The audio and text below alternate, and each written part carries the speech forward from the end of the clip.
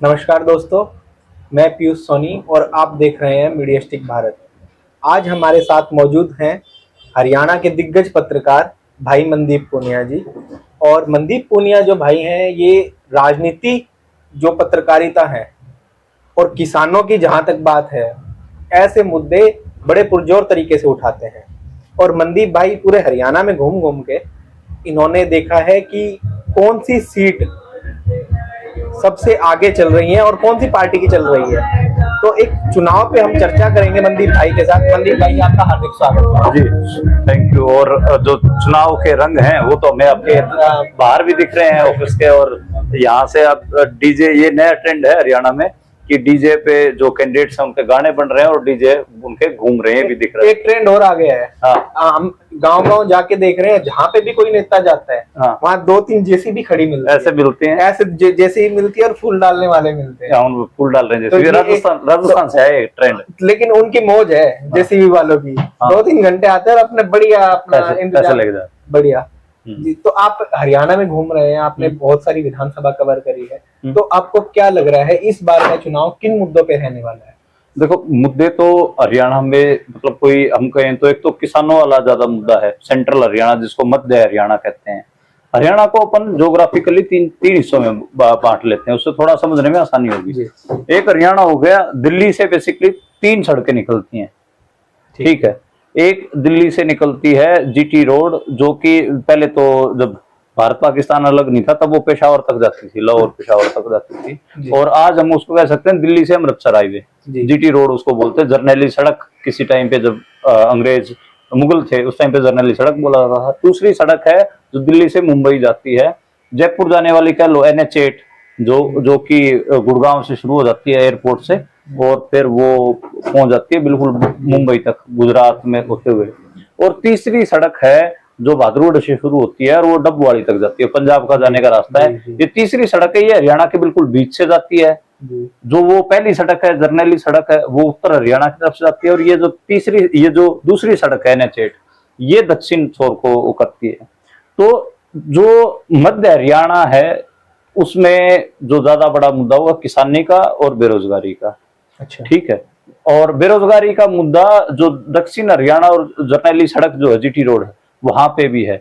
यहाँ पे भी जो अग्निवीर आया तो सबसे बड़ी मार जिस इलाके में हम बैठे हैं आपके में, अटेली, महेंद्रगढ़, नारनौल, कोसली, रेवाड़ी, इस इलाके में पड़ी। इस इलाके के जो देहाती बच्चे थे वो आर्मी में, सेना में जाते थे, तो वो एक मुद्दा है।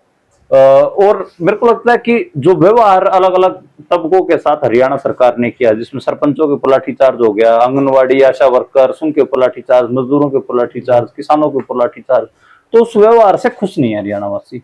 ये एक मामला। हालांकि कई ऐसी पॉकेट्स हैं जहां पे संतुष्टि देखी जा रही है, उसके कई कारण हैं उसमें, क्योंकि हमारी राजनीति में जो धर्म और जाति वो 2 बड़ी फैक्टर भी हैं। तो ये ये तो मुद्दे हैं। बाकी आप पूछिए कि और क्या इसमें मुद्दों में, तो मेरे हिसाब से जो कांग्रेस है वो परिवार पहचान पत्र और पोर्टल की सरकार, इसके अलावा जो उनका एडवर्टीजमेंट है आई ब्रांड दे तू कमल, उसमें वो साफ बता ही रहे हैं, जिसमें महिला खिलाड़ियों के साथ, महिला पहलवानों के साथ जो उसको लेकर है, किसानों के साथ जो हुआ, मजदूरों को लेकर, नौजवानों को लेकर। जो बीजेपी है, बीजेपी हुड्डा को प्रॉपर्टी डीलर दिखाने की कोशिश कर रही है। लैंड अगर हुड्डा वापस आ गया तो दक्षिण हरियाणा फिर पिछड़ गया। हाँ, वो भी है कि दक्षिण हरियाणा के साथ भेदभाव होगा, रोहतक की चौधर होगी, ये इस किस्म के नैरेटिव भी मतलब एक हिसाब से दक्षिण बीजेपी पुश करने की कोशिश कर रही है। तो ये मोटा मोटा दोनों लेकिन मनदीप भाई, वो कहीं ना कहीं जो मुद्दे बीजेपी दक्षिण हरियाणा में पुश करने की कोशिश कर रही है वो इफेक्ट डाल रहे हैं। हाँ ना, डालते हैं। यहाँ के लोगों को अभी भी यही लगता है कि अगर हुड्डा जी फिर से सीएम बन गए तो इलाका पिछड़ जाएगा। यहाँ के लोगों को लगता है। चलो, वो तो मानना है कि देखो सीएम कोई भी बने, मेन तो बात ये है कि इश्यूज पे, क्या पता कुमारी शैलजा सीएम हो हरियाणा की। हाँ, ये एक सीएम का बड़ा खेल चल रहा है। कहते हैं अंदर खाने खबर भी है कि अगर 60 सीटें आ गई, 60 से ज्यादा सीटें आ गई तो हुड्डा साहब का सीएम बनना बहुत मुश्किल है। ये एक मामला है। और जिस हिसाब से सीटों का बंटवारा हुआ उसको लेकर भी बहुत सारी बातें चली। हालांकि हुड्डा गुट ने बहुत सारी सीटें खींची, 72 के आसपास बेहतर सीटें जो है हुड्डा के कहने से दी गई है। हाँ, कहने से कह लो या फिर उनके घुटने जैसा भी प्रेशर टैक्टिक्स जो होती हैं वो अपनाई होंगी, या जो भी। कांग्रेस ना बहुत ऐसे पार्टी है कि जिसमें बहुत ज्यादा इंटरनल पॉलिटिक्स बहुत चलती है, तो उसका फायदा हुड्डा को प्ले करना था। कांग्रेस में हुड्डा के जितने भी मतलब एंटी ग्रुप थे, चाहे तो वो उनको पार्टी छोड़नी पड़ी है या वो आइसोलेट लगा दी है। हाँ हाँ। अब आप राव इंद्रजीत से शुरू कर लो कि राव इंद्रजीत वाकई में मतलब ये लगा लो कि मास लीडर थे और 15-16 सीटें अपने दम पे जितवाने की सांस रखते हैं, लेकिन हुड्डा के साथ जब टक्कर हुई तो उनको आइसोलेट होकर पार्टी छोड़नी पड़ी। ऐसे ही आप जो भिवानी से बंसीलाल जी के बेटे की बहू हैं, तो उनको भी किरण चौधरी, उनको पार्टी छोड़नी पड़ी। अशोक तंवर के साथ 2019 में जो हुआ आप सबने देखा। बिल्कुल। और अशोक तंवर ही है जो जिन्होंने 2019 में सरकार नहीं बनने दी। अशोक तंवर के पार्टी छोड़ने से काफी सीटों पे असर पड़ गया, बहुत असर पड़ा, बहुत चीजें हुई। और ऐसे ही कुलदीप बिश्नोई का परिवार हो, कुलदीप बिश्नोई हो गए, वो भजनलाल का जो परिवार था उनको अलग पार्टी बनानी पड़ी। तो ये एक मामला है। हालांकि कुमारी शैलजा के साथ जब घर्षण चल रहा था तो कुमारी शैलजा की भी खबरें हैं कि बीजेपी में जा रही है। हाँ, लेकिन 25 जो सितंबर थी वो भी चलेगी जब ये चला था कि मोदी की रैली में शामिल होंगे, और 26 को तो वो चुनावी मैदान में ही उतर गई और उन्होंने वो अफवाह रोक दी। तो मैं कुमारी शैलजा की एक जीत मानता हूँ। जैसे भूपेंद्र हुड्डा से जो इंटरनल पॉलिटिक्स में टकराते हैं वो पार्टी छोड़ जाते हैं, वो गलत है। मेरे को लगता है कि अगर आपको टक्कर लेनी तो उसी पार्टी में रहो, अगर और जो भी आपकी शय मात का जो भी खेल इंटरनल पॉलिटिक्स का डिफीट करो जब आपका मौका लगे। इंटरनल पॉलिटिक्स तो बीजेपी में भी बहुत है। हाँ, राव इंद्रजीत खट्टर साहब दूर बैठे बैठे इतनी बड़ी पॉलिटिक्स कर गए। बिल्कुल। सीएम की सीट चेंज कर दी जहां से चुनाव लड़ेंगे, लाडवा भेज दिया उनको चुनाव। और लाडवा में सीएम साहब फंसे हुए हैं, बहुत ज्यादा फंसे, सबसे ज्यादा फंसी हुई सीट है लाडवा की। बिल्कुल। वहां के कुछ साथी वो बताते हैं कि ये खट्टर साहब ने बहुत तगड़ा खेला कर दिया इस जगह पे। तो वो एक है मामला कि लाडवा की सीट भी फंसी हुई है। जैसे अगर हम जो सीटों की आप बात कर रहे थे, तो अगर उसको हम तोड़ भी लें, तीन हिस्सों में हमने हरियाणा तोड़ा था, तो जीटी रोड बेल्ट पे बीजेपी ठीक ठाक परफॉर्म करती रही है। इवन 1990 का दशक था, 1980 का दशक था, हरियाणा की पॉलिटिक्स में बीजेपी को जीटी रोड बेल्ट पार्टी ही बोला जाता था। ना उसका दक्षिण हरियाणा में असर था, ना मध्य हरियाणा में असर था। दक्षिण हरियाणा का अगर बात करें तो राव इंद्रजीत का था, वो कांग्रेस में होते थे, सीधी सी बात है, तो वो इतना कुछ था नहीं मामला। और अब चूंकि राव इंद्रजीत बीजेपी में आ गए तो बीजेपी एक नई फोर्स बन के उभरी है, उठी है। 15 से 16 सीटें जो बनती हैं, फरीदाबाद, गुड़गांव, और हम आगे आते जाएं रेवाड़ी, महेंद्रगढ़ की, और इससे जो साथ लगते और भी बाकी इलाके हैं, तो उन पे दिख रहा है। हालांकि अगर हम 11 सीटों को काउंट कर ले, खाटी जिसको अहिरवाल की सीटें का 11, हाँ, पिछली बार 9 सीटें बीजेपी जीती थी और 2 सीटें कांग्रेस के खाते में गई थी। एक तो रेवाड़ी से चिरंजीव वाली और महेंद्रगढ़ से रावदान सिंह की। लेकिन अब की बार ऐसा लग रहा है 3 से 4 सीटें, ये 2 से नंबर बढ़ के 4 से 5 भी हो सकता है। ये इतना मामला, जैसे नारनौल की सीट है फंसी हुई है, नारनौल पे कुछ भी हो सकता है। रेवाड़ी की सीट है, रेवाड़ी की कांग्रेस को आज एज है। बावड़ की सीट है, आज के टाइम पे कांग्रेस को वहां से एज है। ऐसे महेंद्रगढ़ की सीट है, फंसी हुई सीट है, ठीक है, कुछ भी हो सकता है। तो अटेली की सीट पे आपको क्या लगता है? अटेली की सीट पे तो देखो, मेरे को लगता है कि आरती राव का इलेक्शन उठा हुआ, उसका कई रीजन है। अगर यहाँ से अटेली से कांग्रेस अगर राव नरेंद्र को टिकट देती तो थोड़ा सा फाइट दिखती भी, लेकिन उनको नारनौल भेज दिया गया। दूसरा ये है कि यहाँ से जो अलायंस उभरा है इनेलो का बसपा का, तो वो कहीं ना कहीं मतलब वोट डिवाइड हो रहे हैं। ठाकुर मतलब वो वोट डिवाइड हो रहे हैं इनेलो में और कांग्रेस में, तो वो दोनों कैंडिडेट कुछ कुछ ले जाएंगे और बहनारती राव वो निकल जाएंगी।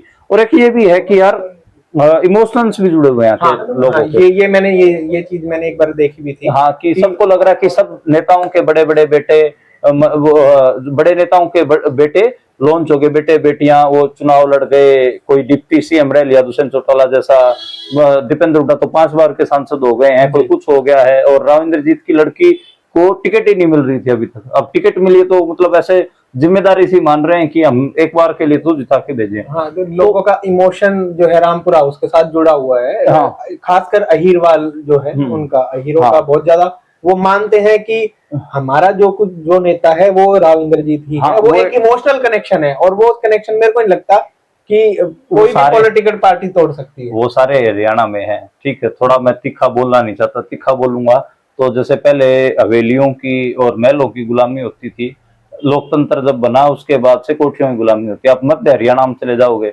वहां पे भी हुड्डा की कोठी की गुलामी आपको मिलेगी। थोड़ा जो बागड़ी बेल्ट में चले जाओगे, सिरसा बेल्ट की तरफ, वहां आपको जो चौटाला की कोठी है वहां मिलेगी। सार में आपको कुलदीप बिश्नोई की कोठी की गुलामी मिलेगी। भिवानी में आपको किरण चौधरी की कोठी की गुलामी मिलेगी। ठीक है, आप कैथल चले जाओगे, रणदीप सुरजेवाला की कोठी गुलामी मिलेगी। तो नेताओं के बेसिकली क्या है कि हरियाणा उस हिसाब से पॉलिटिकली डेवलप नहीं कर पाया अपने आप को। यहाँ पे क्या है, कर लिया हाँ यूपी भी हो गया और भी कई सूबे हैं जिनमें इतनी मामला नहीं है। ठीक है, जैसे मान लो पास वाला सूबा है राजस्थान। अब अशोक गहलोत एक ऐसी जाति से आते हैं जिसका राजस्थान की राजनीति में बहुत कम नंबर है। सैनी वो 1-2% है। ठीक है, बड़ी जातियां कौन सी हैं, राजपूत और जाट और ये सब हैं, ब्राह्मण हैं। ठीक है, लेकिन आप देखो कि जाटों का आज तक राजस्थान में सीएम नहीं बना है। सबसे बड़ी जाति है, अभी तक सबसे बड़ी जाति है, सेकंड नंबर पे आती है। और ये हाँ, ये देखो कि मतलब अशोक गहलोत जिनका सबसे कम जाति आधार है, फिर भी वो 3 बार के सीएम रह गए। बिल्कुल 15 साल एक राज्य के सीएम रह गए, आप सोच के देखो। और अभी भी गिनती मिनती में बाहर नहीं है अभी भी। हाँ, आज के दिन भी वर्चस्व रखते हैं। तो मेरी बात समझ गए। अपने जैसे ही आप इस बॉर्डर को लांग के हरियाणा की राजनीति में एंटर करते हैं, हालांकि राजस्थान में जातिवाद बहुत है, बहुत जातिवाद है, हरियाणा से ज्यादा जातिवाद है। यहाँ पे जातिवाद आपको ऐसे दिखेगा नहीं कि लोग सर फुटबॉल कर रहे हैं, ये कर रहे हैं, वो नहीं, भाईचारा है एक हिसाब का। लेकिन पॉलिटिक्स में यहाँ पे जातिवाद आता है, पूरा आता है। तो खैर, अब मध्य मान लो ये 11 सीटें हमने डिस्कस कर ली, जिसमें से मेरे को आज के टाइम पे लग रहा है जो 2 कांग्रेस के पास थी उनमें बढ़ोतरी होगी और 4 से 5 हो सकती हैं। वो 4-5 के बीच में नंबर रहेगा और 5 से 6 सीटें बीजेपी निकालेगी। और अटेली की सीट मैंने बताया कि आरती राव के पक्ष में है मामला। अब हम मध्य हरियाणा की बात करें, मध्य हरियाणा की टोटल 46 सीटें बनती हैं, 46, जिनको जाट डोमिनेटेड सीटें भी कहा जाता है हरियाणा में। और उनमें क्या है कि पिछली बार भी लगभग सारी सीटों पे बीजेपी को हरा दिया गया था। अब मैं गिनवा देता हूँ उसका कैसे, किस वजह से कह रहा हूं मैं। कांग्रेस है जी, कांग्रेस 30 सीट लेगी, 31 बल्कि, और 10 सीट लेगी जननायक जनता पार्टी जेजेपी। और जैसे मैम से बलराज कुंडू, दादरी से सोमवीर सांगवानी, ये सब इंडिपेंडेंट जीत गए। ठीक है, तो एक हिसाब से तो सेंट्रल हरियाणा से बीजेपी का सफाया टेक्निकली 2019 में हो गया था। लेकिन बीजेपी को जो सीटें मिली वो दक्षिण हरियाणा और जीटी रोड बेल्ट से मिली। ठीक है, मध्य हरियाणा में अब की बार भी बीजेपी का कुछ नहीं है, ये बात मान के चलो।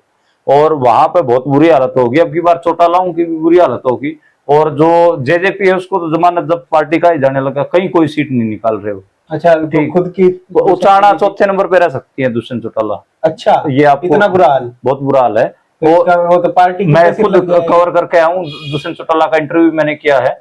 और अगली हम बात करें इनेलो की, इंडियन नेशनल लोकदल की, जिनका बीएसपी के साथ अलायंस है, वो सिर्फ सिरसा तक महदूद रह गए। हालांकि हिसार की जो बरवाड़ा सीट है वहां से संजना सातरोड अच्छा कर रही हैं, और जींद की नरवाना सीट है वहां से विद्या रानी अच्छा कर रही हैं। जैसे अटेली में आपके ठाकुर सिंह कर रहे हैं। तो ऐसे कुछ सीट थीन में भी ठीक ठाक इनका चल रहा है, गाँव में भी ठीक कलेक्शन उठ रहा है इनेलो का और बीएसपी का।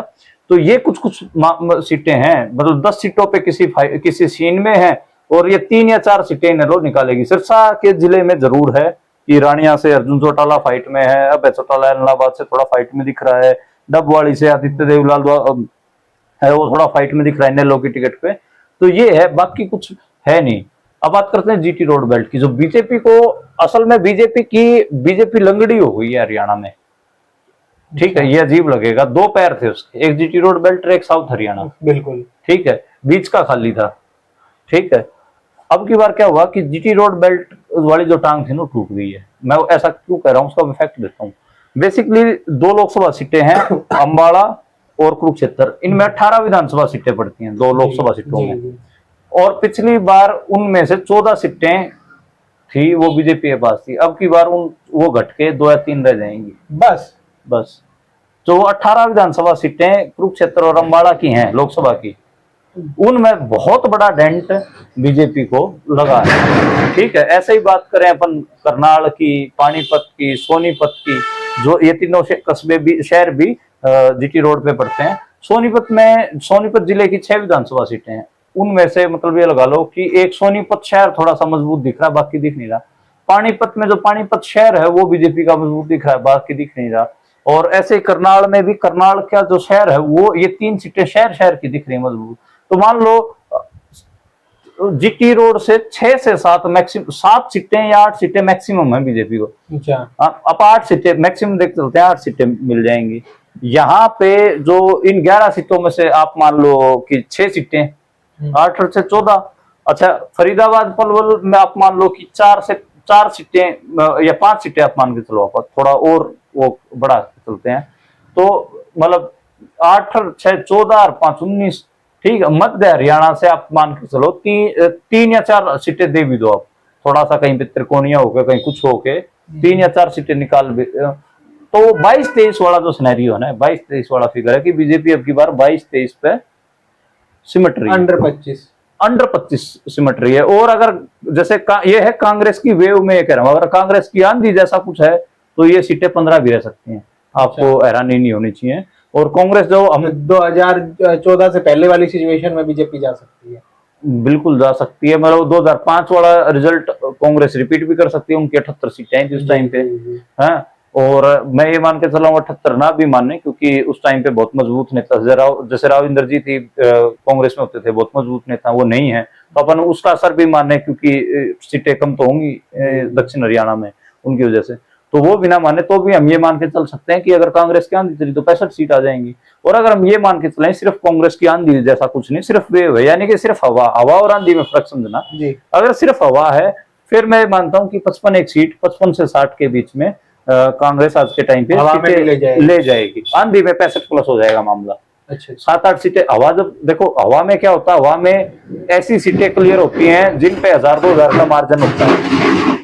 पिछली बार कांग्रेस जिन भी सीटों पे 1000-2000 के मार्जिन से आ रही थी वो सीटें इस बार क्लियर हो जाएंगी, क्योंकि हवा में इतनी हो जाती हैं। जब आंधी होती है तो आंधी का मामला होता है कि 7-8 हजार सीटों जो अंतर वाली सीटें थी उनको भी क्लियर कर देती है। तो ये एक डिफरेंस होता है, अगर आपको मतलब थोड़ा चुनाव को कैलकुलेशन करें तो ये मामला मुझे लग रहा है कि अब की बार कांग्रेस सरकार बना रही है, बीजेपी के पास कुछ बचा नहीं है। एक तो बीजेपी का नाश मेरे को लगता है कि टिकट बंटवारा बहुत गलत हुआ। टिकट बंटवारा होते ही तो सीट इस्तीफे की लाइन लगी, इसका इस्तीफा 200 नेताओं ने इस्तीफे दिए, जिनमें से 30 विधायक, पूर्व विधायक और मंत्री थे। 30 बड़े फिगर थे, छोटा नहीं होता नंबर। मेरे को लगता है कि अगर टिकट बंटवारे में 3-4 लोगों की चलती, मैं बता देता हूँ किन किन की चलती ज्यादा। जैसे राव इंद्रजीत को 8 से 9 टिकटें बांटने दी गई हैं, ठीक है। राव इंद्रजीत को कम से कम भी 20 से 25 सीटें बांटने दी जाती, ठीक है, तो फायदा होता। हाँ, बीजेपी को फायदा होता।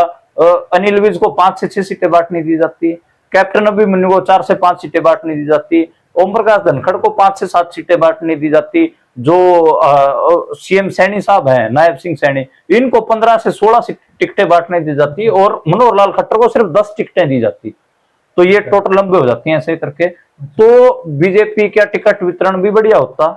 और मेरे को लगता है कि जैसे जो आरएसएस बात कह रही थी, जो राष्ट्रीय स्वयंसेवक संघ है, आरएसएस ये कह रही थी कि आपको 60% टिकटें बदलनी पड़ेंगी, 60 से 70% आपको नए चेहरे लेके आने पड़ेंगे। एंटी इनकम्बेंसी है, वो लागू ना करके, आरएसएस की बात ना मान करके बीजेपी ने अपने पैर पर कुल्हाड़ी मारी है। तो ये एक मेरे को सिनेरियो लगता है कि बीजेपी की जो एक थोड़ी जो टांग रूटीन जीटी रोड बेल्ट की लगा लो, और दूसरा किसानों वाले नैरेटिव में हारना कि बीजेपी ने जो व्यवहार रहा वो ठीक नहीं रहा, ठीक है। मतलब कोई कुछ भी बोले इसके ऊपर, भाई ये थोड़ी ना कि हमारे बुजुर्ग मान लो कहीं चले जाएं, इकट्ठा होगा पंचायत लेकर ट्रैक्टर ट्राली में भरकर चले जाएं, वो लाठियां थोड़ी मरवा दोगे, नहीं मरवानी चाहिए। तो वो वाला मामला है। तो व्यवहार बहुत बड़ी चीज है। हरियाणा का आदमी ना चुनाव कई बार हराने के लिए लड़ता है। ये चुनाव बिल्कुल ये तो है, हरियाणा का आदमी जिताने के लिए नहीं, हराने के लिए चुनाव लड़ता है। तो ये चुनाव ना कभी ये सोचे कि कांग्रेस वालों ने बहुत मेहनत कर ली हो ग्राउंड पे और कांग्रेस ने सारा कुछ कर दिया ना।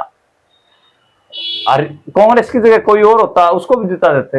लोग कांग्रेस को जिताने के लिए चुनाव नहीं लड़ रहे, बीजेपी को हराने के लिए लड़ रहे हैं। ये पॉइंट को पकड़ना चाहिए। और हालांकि बहुत बड़े बड़े नेता फीलिंग देते हैं कि हमारी वे हुई है, उनका कुछ नहीं है, ठीक है। ये सिर्फ लोगों की भावना है कि बीजेपी को हराने के लिए चुनाव लड़ते हैं। कहीं ये तो नहीं होगा, मान लीजिए 60 सीटें आ गई, 60 प्लस सीटें आ गई, तो हुड्डा साहब के साथ 2005 में जो भजनलाल के साथ बनी थी वो तो नहीं बन जाएगी? भजनलाल 2.0 हो सकता है, क्या पता हो जाए। अब राहुल गांधी ने जैसे जिस हिसाब से जो मैसेज दिया कि 36 बिरादरी की सरकार बनने जा रही है, अब उस मैसेज को डिकोड करना बहुत टफ है। चाहे तो उस मैसेज का मतलब ये है कि भाई हुड्डा साहब को सीएम बनाएंगे तो मैडम शैलजा को डिप्टी सीएम बनाएंगे, या कुछ कुछ और भी हो सकता है, या फिर ये हो सकता है कि उदय भान जो प्रदेश अध्यक्ष हैं उनको सीएम बना दिया जाए, शैलजा और हुड्डा देखते रह जाए। तो अनएक्सपेक्टेड कुछ भी हो सकता है। हालांकि सुरजेवाला दबी जुबान से बोलते हैं सीएम मैं बनूंगा, सीएम मैं बनूंगा। ना सुरजेवाला का तो नहीं होगा, उसका कई कारण है, मैं कभी आराम से उसके ऊपर भी बात करेंगे। ये 3 लोग प्रमुखता रेस में हैं। और जैसे मुझे थोड़ा बीजेपी ज्यादा इसमें लगता है कि वो सरप्राइज ज्यादा करते हैं, जैसे मध्य प्रदेश में शिवराज सिंह चौहान के साथ किया गया, और जो राजस्थान है राजस्थान में मैडम के साथ किया गया। तो ये लेकिन मेरे को ये लगता है, मान लीजिए सपोज करिए अगर बीजेपी की मेजोरिटी आ गई, तो मेरे को कहीं ना कहीं ये लगता है कि जो सीएम का चेहरा होंगे वो राव इंद्रजीत सिंह होंगे। देखो, राव इंद्रजीत सिंह सीएम का चेहरा अगर डिक्लेयर कर देती बीजेपी, तो आपको इलेक्शन का प्रदर्शन भी अलग दिखता, आपको बहुत सारी सीटों पे इंक्रीमेंट दिखता। ठीक है। दूसरा, क्योंकि कहीं ना दक्षिण हरियाणा के लोग ये मानते हैं कि हमारे साथ नाइंसाफी हुई है, हमारा सीएम कभी नहीं बना। खाली दक्षिण हरियाणा के लोग नहीं मानते, दक्षिण हरियाणा के सेंटिमेंट्स के साथ मध्य हरियाणा और जीटी रोड बेल्ट के लोग भी इनके साथ जुड़ते हैं, बोलते हैं कि सही बात है कि दक्षिण हरियाणा को रिप्रेजेंटेशन मिलना चाहिए। अब रोड़ा किस बात का है कि खुद राव साहब स्टैंड नहीं ले पाए। जैसे हम बहुत राव इंद्रजीत सिंह को ऐसा इस इंटरव्यू में कभी ऐसा ना लगे कि लोगों को लगे कि हम दोनों चमची मार रहे हैं, चमची नहीं मार रहे हैं। तो एक इतनी तारीफ कर दिया, तो अब एक थोड़ा सा उनका क्रिटिसिज्म भी कर देता हूँ, आलोचना भी कर देता हूँ छोटी सी। उनकी आलोचना ये है, जब उन्होंने वो इंसाफ मंच बनाया था, बिल्कुल बनाया, उस पे टिके रहते और उसको एक इंडिपेंडेंट पार्टी की तरीके से उभारते, और दूसरी तरफ से जो मध्य हरियाणा में या फिर जीटी रोड बेल्ट पे राव इंद्रजीत जैसे लोग थे जो बीजेपी और कांग्रेस से उपेक्षा झेल रहे थे, उनको भी साथ लेते और एक बड़ा फ्रंट बनाते, ज्वाइंट फ्रंट बनाते। तो ये तो 2014 में इनकी दाढ़ लगी थी, ठीक है। लेकिन चलो बीजेपी में चले गए, और अब 2024 में जब ये लगा कि बहनारती राव की भी टिकट नहीं देने पे ही जो मनोहर लाल खट्टर है वो आंखों को ऐसे ऐसे घुमाने लग गए थे। दूसरा यहाँ पे भूपेंद्र यादव को उतार दिया गया था, वो पैरेलल ही उतारा था इनके। हाँ, तो वो गड़बड़ हो गई थी। हालांकि इन्होंने कांग्रेस से बातचीत शुरू कर दी थी और ये कांग्रेस में जाने ही वाले थे, तब नरेंद्र मोदी ने इनको बुला लिया। नरेंद्र मोदी को ये पता चल गया था कि बीजेपी हरियाणा में लंगड़ी हो चुकी है, अगर राव इंद्रजीत चले गए तो पैर गायब हो जाएंगे, रेंगने लायक भी नहीं बचेगी बीजेपी, इसलिए इनको रोका गया। और इनको देखो, राव इंद्रजीत सिंह के साथ नाइंसाफी तो हुई है, उसका कारण ये है कि पहले सीएमशिप खा गए मनोहर लाल खट्टर, जब केंद्र में गए तो केंद्र में जो वजीर यानी कि कैबिनेट मिनिस्ट्री मिलनी थी उसको भी खट्टर खा गए वहां पे जाके। तो खट्टर ने राव इंद्रजीत को 3 जगह पे धोखा दिया है, 3 जगह पे उनके साथ नाइंसाफी हुई है मनोहर लाल खट्टर। और मनोहर लाल खट्टर कौन सा मास लीडर है यार, आज के टाइम पे एक तरफ तो राव इंद्रजीत रैली करे, दूसरी तरफ मनोहर लाल खट्टर रैली करे। मनोहर लाल खट्टर की रैली में आएंगे 2000 लोग और राव इंद्रजीत की रैली में आएंगे 2 लाख लोग। कोई 2000 लोग और 2 लाख लोगों के बीच में कोई अंतर ही नहीं होता है ना। बिल्कुल, बहुत ज्यादा होता है। 10 से 12 सीटें जितवाने का मादा रखता है राव इंद्रजीत, बिल्कुल ठीक है। मनोहर लाल खट्टर 90 की 90 सीटें हरवाने का मादा रखता है, वो हरवा रहा है, फिर भी उसको बीजेपी सर पे बैठाई घूम रही है। ये मेरे को थोड़ा सा लगता है कि ये राव इंद्रजीत सिंह के साथ मतलब हमेशा बेइंसाफी होती है, नाइंसाफी होती है। लेकिन उनके साथ नाइंसाफी का एक कारण ये है कि वो अपने लिए स्टैंड ले पाते। मुझे लगता है कि यार वो मुट्ठी बीच का थोड़ा सा मजबूती है, जाड़ काट देते हैं, थोड़ा सा दिखा देते कि यार मतलब जैसे वो सिद्धू मूसेवाला नहीं है कि पट्टों पर हाथ मार कर ऐसे कर देते। देखते आप चीजें देखते, वो थोड़े सौम्य सुशील और सहज स्वभाव के हैं, थोड़ा सा शांत। वो वाला मामला फंस गया, नहीं तो एक बार पटो पर हाथ मार देते रहते, ऐसे कर देते, देखी जाएगी भाई, चलो भाई चलते हैं, मतलब क्या कहते हैं उसको, चढ़ाई करते ही आएंगे मामला दूसरे पर। खैर वो तो लेकिन इस चुनाव के बाद एक चीज तो हो जाएगी। हाँ। एक हमारे साथी हैं एडवोकेट अजय चौधरी, वो उन्होंने कहा कि इस चुनाव के बाद कई नेताओं के ना पॉलिटिकल करियर खत्म हो जाएगा। तो इस चुनाव के बाद मेरे को लगता है कई नेता घर बैठ जाएंगे राजनीति से संन्यास लेके। देखो, तो समय का भी फेर होता है, जो सही। और जो बीजेपी के सबसे ज्यादा नेता घर बैठेंगे, जहां तक मेरे को लगता है।